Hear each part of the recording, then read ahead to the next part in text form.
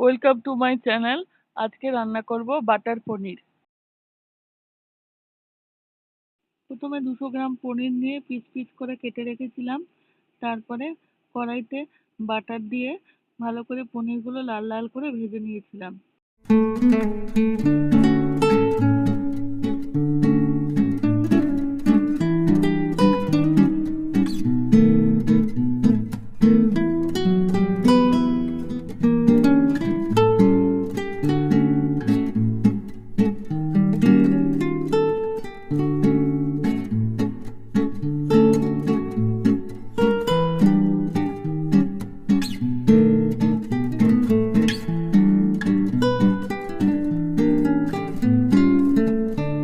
পরে আবার কড়াইতে সাদা তেল দিয়ে গোটা গরম মশলা ফোড়ন দিয়ে ক্যাপসিকাম গুলো যে কেটে রেখেছিলাম ওগুলো ভেজে নিয়েছিলাম।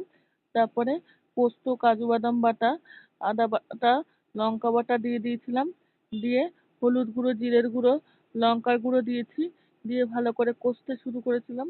কষে কষে যখন একটু তেল ছেড়ে আসবে তখন হালকা করে জল দিয়ে দিতে হবে।